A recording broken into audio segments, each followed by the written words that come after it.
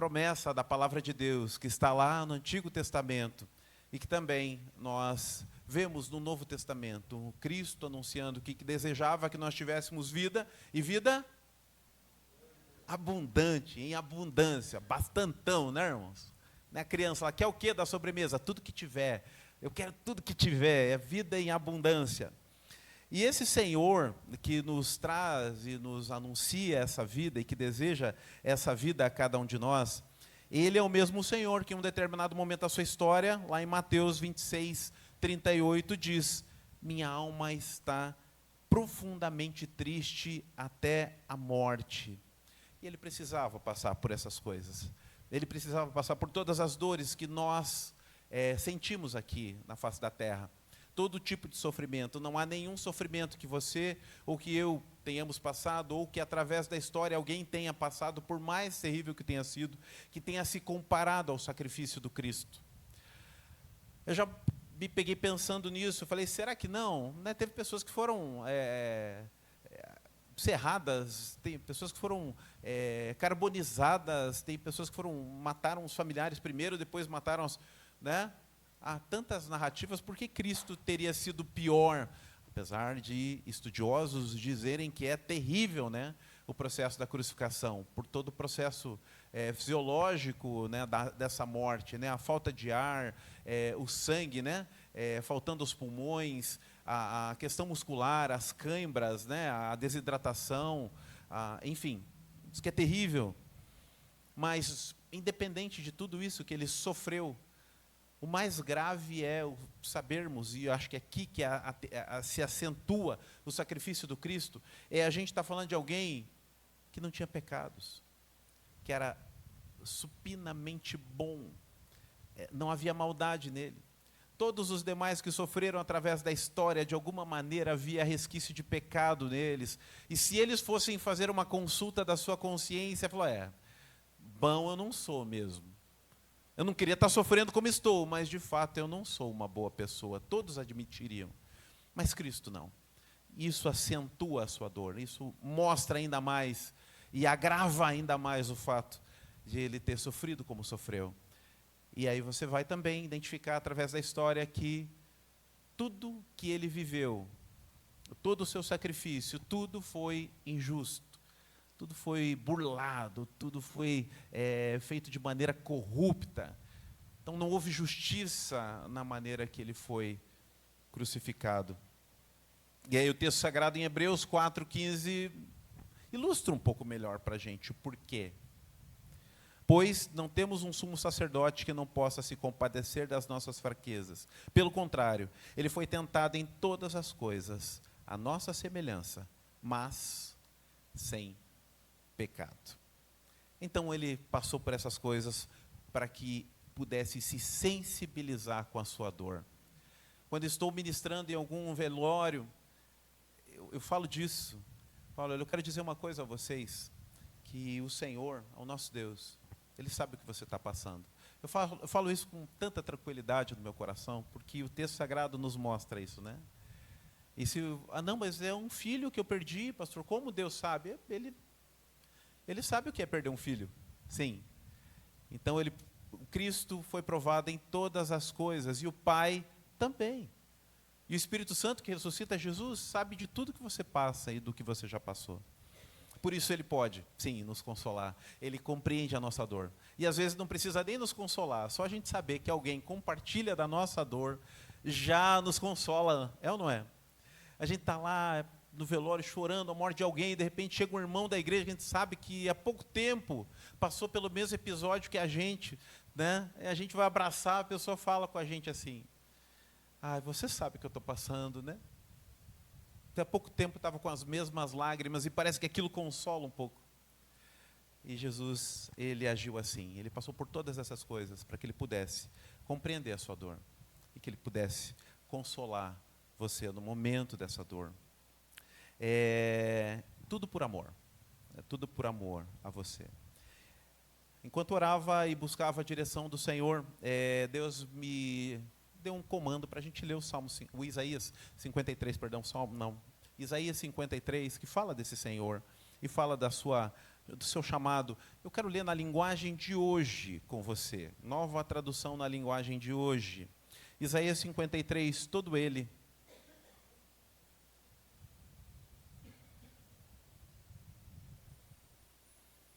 Nós não vamos ter tempo para tratar de tudo, ok, irmãos? Mas quero convidar você a, logo mais à noite, acompanhar a mensagem completa. Mas aqui vamos sintetizar, para não perdermos aqui a essência da mensagem. Diz assim Isaías 53, nova tradução na linguagem de hoje. O povo diz: quem poderia crer naquilo que acabamos de ouvir? Quem diria que o Senhor estava agindo? Pois o Senhor quis que o seu servo aparecesse como uma plantinha que brota e que vai crescendo em terra seca. Ele não era bonito nem simpático, nem tinha beleza que chamasse a nossa atenção ou que nos agradasse. Ele foi rejeitado e desprezado por todos. Suportou as dores de sofrimento sem fim. Era como alguém que não queremos ver. Nós nem mesmo olhávamos para ele e o desprezávamos. No entanto, era o nosso sofrimento que ele estava carregando, era a nossa dor que ele estava suportando. E nós pensávamos que era por causa das suas próprias culpas que Deus estava o castigando, que Deus estava maltratando e ferindo. Porém, ele estava sofrendo por causa dos nossos pecados. Ele estava sendo castigado por causa das nossas maldades. Nós somos curados pelo castigo que ele sofreu. Somos sarados pelos sofrimentos que ele recebeu. Todos nós éramos como ovelhas que se haviam perdido. Cada um de nós seguia o seu próprio caminho. Mas o Senhor castigou o seu servo. Fez com que ele sofresse o castigo que nós merecíamos. Ele foi maltratado, mas aguentou tudo humildemente e não disse uma só palavra. Ficou calado como um cordeiro que vai ser morto, como uma ovelha quando cortam sua lã. Foi preso, condenado, levado para ser morto e ninguém se importou com o que ia acontecer com ele. Ele foi expulso do mundo dos vivos, foi morto por causa dos pecados do nosso povo e foi sepultado ao lado de criminosos. Foi enterrado com os ricos, embora não tivesse cometido nenhum crime, nem tivesse dito uma só mentira. O Senhor Deus diz: eu quis maltratá-lo, quis fazê-lo sofrer.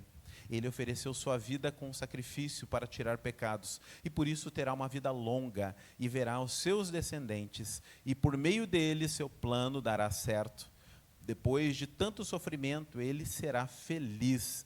Por causa da sua dedicação, ele ficará completamente satisfeito. O meu servo não tem pecado, mas ele sofrerá, e assim, por meio dele, muitos serão perdoados, pois ele carregará os pecados deles. Por isso, eu lhe darei lugar de honra entre os grandes. Ele repartirá o despojo com os poderosos, pois ele deu sua própria vida e foi tratado como se fosse um criminoso.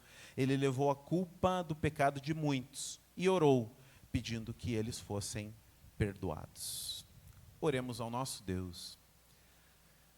Eterno Deus, louvamos o teu nome pela vida de Jesus Cristo, nosso Senhor e Salvador, o servo sofredor. Deus que passa pelo sofrimento humano para compreender as nossas dores e nos consolar. E por isso, ó Deus, nós louvamos o teu nome. Te agradecemos por Jesus Cristo, ó Pai, que nos deu a oportunidade de em seu nome ter vida e vida abundante.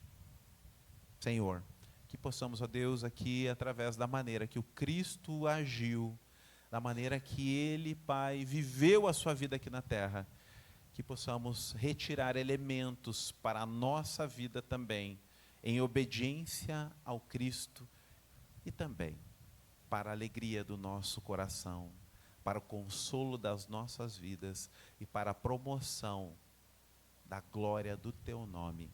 Em nome de Jesus. Amém. Como eu disse, irmãos, são muitas coisas para se tratar aqui. Eu vou direto aqui à questão da postura do Cristo diante do sofrimento.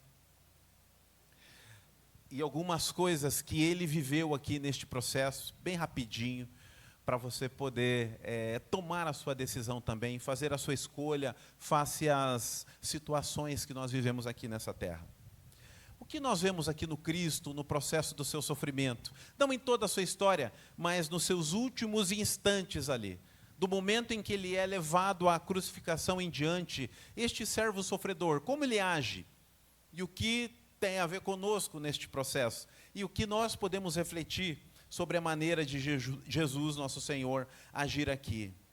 Primeiro lugar, do que nós vemos lá, Jesus chegando à cruz do Calvário e olhando ali aqueles que estão crucificando, batendo, satirizando e tudo mais.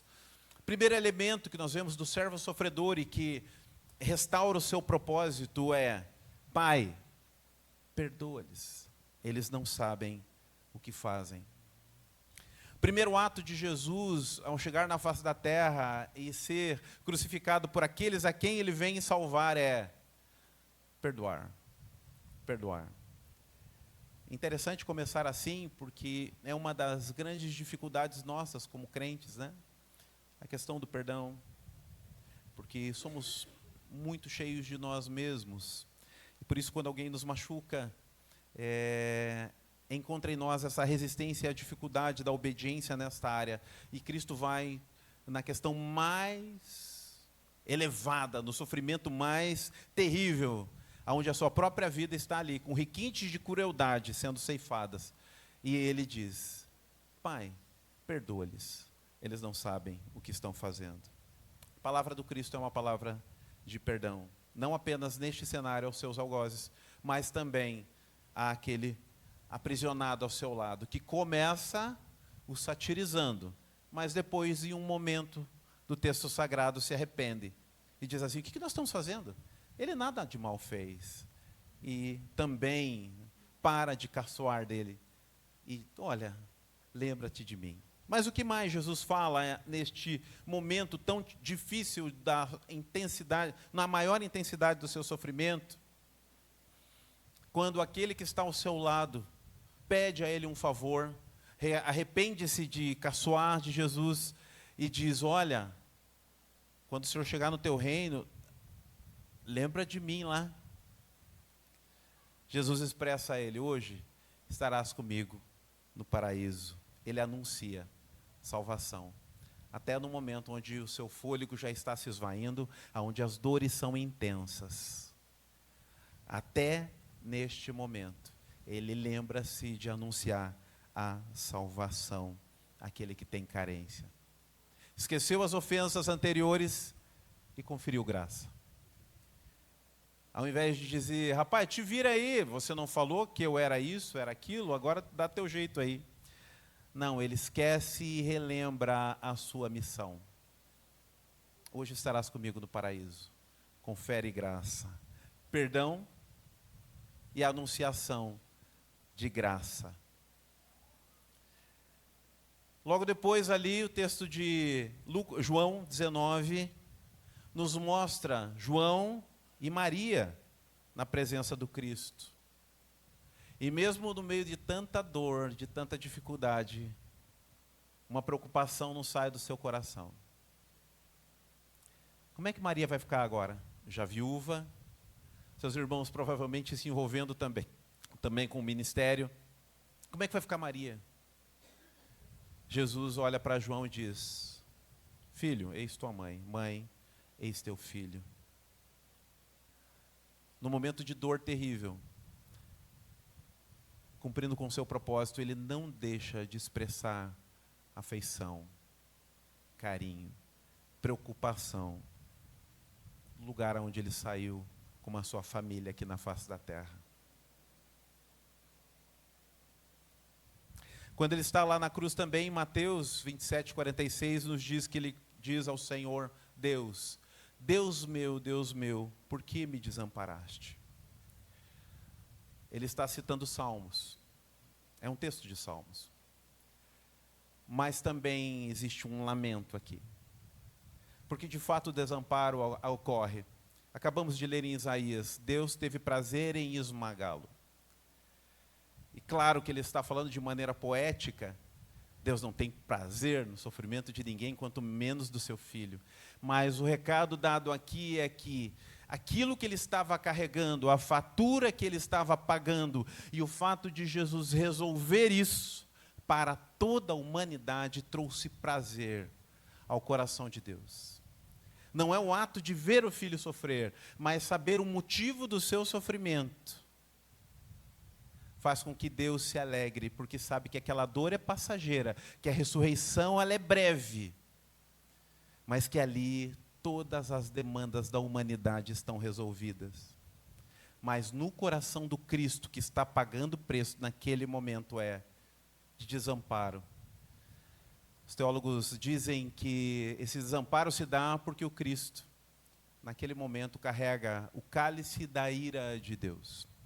Carrega o pecado de toda a humanidade. E Deus, que é santo, santo, santo, por um instante, não pode nem mesmo olhar para o seu próprio filho, porque ele já não existe, mas sim está coberto do pecado de toda a humanidade através da história.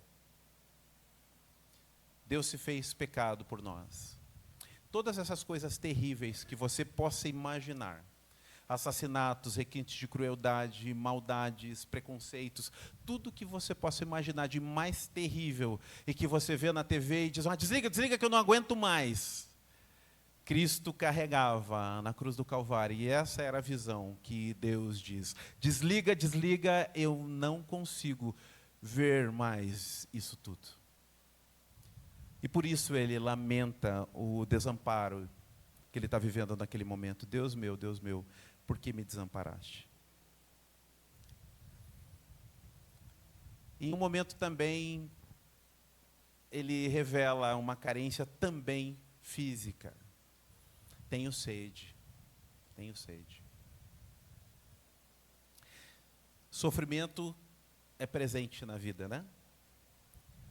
Mas não tem como evitar. Mas a companhia, sim. A forma de sofrer, sim. E Jesus opta em abrir o seu coração e manifestar a sua carência, em João 19, 28. Mostrando o seu sofrimento ali. Físico, emocional, espiritual. João 19, 30, ele diz uma frase, tetelestai, está consumado. Ou seja, a consciência da vitória. Mesmo ele, de imediato, não desfrutando dela. Porque ele declara, está consumado, ou seja, está pago, fatura paga. Ele garante isso, na realidade, entregando sua própria vida. Mas existe presente a consciência da vitória, da sua luta, das suas dores, dos sofrimentos, de tudo, do abandono. Está consumado. A vitória foi contemplada. E, no último momento, a rendição, a entrega definitiva. Entregando aquilo que, até nesse último gesto, eu já falei a você, igreja, um pastor que eu gosto muito, Paulo Borges Jr., fala isso, né? Nada Jesus reteve, nada ele reteve, nada. Nem mesmo aquele último fôlego, né? Está consumado, ele expira. Até o último gesto de Cristo é entrega. Até o último gesto de Cristo é para fora e não para cima. Pai, em tuas mãos eu entrego o meu espírito. Repare, não é o Deus meu que me desamparaste, né? Mas agora ele está falando de alguém íntimo que o consola no momento dessa terrível dor. E ele está falando de um pai. Porque talvez a um Deus poderoso não se sinta ânimo de entregar a vida. Mas há um Deus que se identifica como pai. Este vale a pena consagrar a vida e confiar. E é assim que ele age. Lucas 23, 46. Pai, em tuas mãos entrego o meu espírito. Então, queridos irmãos, este servo sofredor, que venceu a morte, que nos dá poder hoje para viver a vida eterna em seu nome, este Senhor, nesses últimos momentos, age dessa maneira e que, ao agir assim, nos traz também orientação. Nos traz também como viver. Perdoe. Você vai ser ferido nessa vida muitas vezes, perdoe. Não deixe de lembrar que se em um momento você confessou Jesus como Senhor, você deixou de ser apenas um doente, você não é mais apenas uma ovelha, você é um filho de Deus. E por isso, você precisa lembrar que, como filho, você tem que anunciar as coisas do Pai. Fale da salvação. Ah, mas eu não estou bem, mas a pessoa do lado está pior que você, se ela não tem Cristo. Expresse afeição, não seja um religioso radical, mas seja alguém que expressa amor. Filho, cuida aí dessa mãe, mãe, cuida desse filho, expresse carinho, preocupe-se com os seus. Lamente também os desamparos que você está vivendo, não tem problema. Ai, Senhor, está difícil carregar tudo isso. Coloque-se diante do Pai, expresse aquilo que você acha que é um desamparo naquele momento, e talvez até seja. Clame ao Senhor, faça como Cristo fez. O sofrimento vai vir, mas não guarde só para você. Tenho sede, ele expressa publicamente um anseio. Abra o teu coração. Fale das coisas que estão te alegrando, mas fale das coisas que estão te machucando também. Procure amigos, amigas, pastores, discipuladores, que possam te ouvir e compreender a sua dor, orar por você e procurar te dar direção à luz da palavra de Deus. Tenha consciência da vitória. Somos mais que vencedores em Cristo Jesus. Você precisa amalgamar isso na tua mente, que você é mais que vencedor. Para que nessa hora difícil, talvez você questione como eu sou mais que vencedor, mas que isso esteja na sua mente. Que Deus me dá a chance de ter um resgate deste sentimento de quem é vencedor nesse momento que eu estou me sentindo derrotado. E aí você vai lembrar das promessas do céu, da promessa de filiação de Deus, e que se você está ali, a vida ainda está presente, então tem esperança e Deus vai te consolar. Está consumado. Essa palavra, como diz uma canção, é o que nos põe de pé. Jesus ter declarado na cruz, está consumado, é a nossa garantia de salvação, vida eterna, presença de Deus. E renda-se. Pai, nas tuas mãos entrego o meu espírito. Renda-se constantemente. No momento da dor, irmãos. Mas no momento da alegria. No momento da indiferença. No momento que parece que a vida está meio insossa. Mas ainda assim, renda-se ao Senhor. Busque no Senhor orientação. Mesmo no que parece óbvio. Busque no Senhor orientação. Entregue ao Senhor. Sempre, constantemente. E deixa o Senhor, através da sua voz, te orientar. E como foi dito aqui no testemunho do irmão, precisamos, ao ouvir a sua voz, dar ouvidos à voz. E assim, irmãos, tudo aquilo que Cristo provou do cuidado do Pai sobre a sua própria vida, estará sobre a sua vida também. Em nome de Jesus. Te dando forças para viver essa vida, não aceitando aquilo que não tem como aceitar, mas algumas das coisas, isso eu não posso mudar, como foi dito, estou aqui na oração da serenidade, e viver na confiança do Senhor, que no momento oportuno, Deus irá trabalhar naquelas coisas, ou as transformando, ou nos transformando também. E essa é a lição que nós aprendemos com o servo sofredor, até aqui, servo sofredor, até aqui, Cordeiro de Deus, né? E foi tirado das suas lãs de maneira silenciosa, mas que hoje é o leão da tribo de Judá, é aquele que está à destra de Deus, e que tem poder para nos sustentar, tem poder para nos socorrer em nossas dores, tem poder para nos consolar em nossas dificuldades, em nome de Jesus. E é este Senhor que nós vamos encerrar esse mês de ministração sobre o pranto em festa, porque sabemos que nele, através da unção do seu Espírito Santo, nós podemos desfrutar dessa vida abundante, que nem sempre vai vir com evidências dessa abundância. Quem olha vai falar, ué, mas teu carro é financiado, tua casa é alugada, né? A tua saúde não está naquela glória não, que parada é essa que você falar que você tem a vida abundante no Senhor? Falei, rapaz, pra você saber do que eu estou falando, você tem que conhecer o Senhor a quem eu sirvo. E aí você vai saber que independente das circunstâncias, o que Ele me dá e no que Ele me supre, eu posso dizer sim, que eu tenho uma vida abundante em Cristo. Vamos orar ao Senhor em nome de Jesus? Como é que está a sua vida? Como é que está a sua confiança no Senhor? Em nome de Jesus, essa manhã é uma manhã de consagração, para que o Senhor faça através da nossa vida aquilo que fez através da vida do Cristo, trazendo vida e vida plena. A ressurreição do Cristo é algo conquistado na cruz para que você e eu possamos ter a convicção desta vida em seu nome, mas também uma vida abundante aqui nessa a face da terra. Perdoe, anuncie, expresse carinho, lamente pelo desamparo, fale sobre as suas dores, mas tenha consciência que você é mais que vencedor e renda-se ao Senhor em áreas que você está segurando as rédeas. Solta o cabo da nau, como a gente já cantou algumas vezes, em nome de Jesus. Entrega nas mãos do Senhor, mas esteja disposta a, quando o Senhor dar a palavra de comando, não resista. Ouça, assimile e obedeça, em nome de Jesus. Em nome de Jesus. Vamos orar?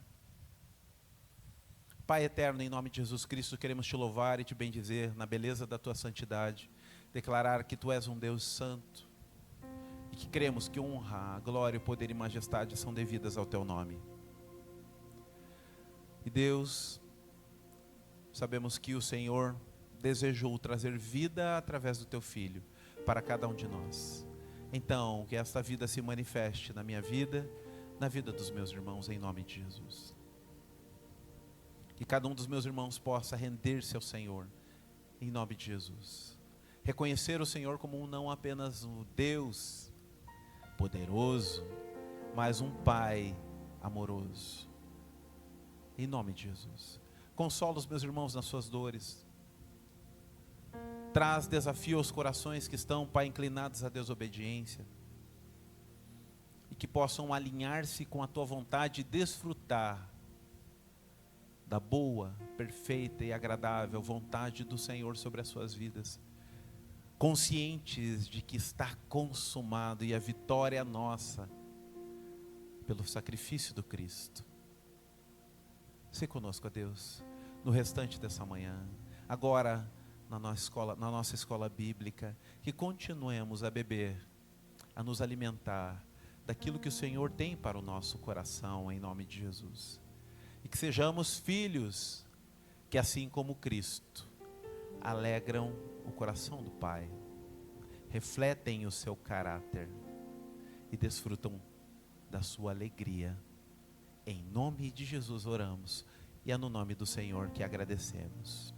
Amém. Amém, igreja. Louvado e exaltado seja o nome do nosso Deus.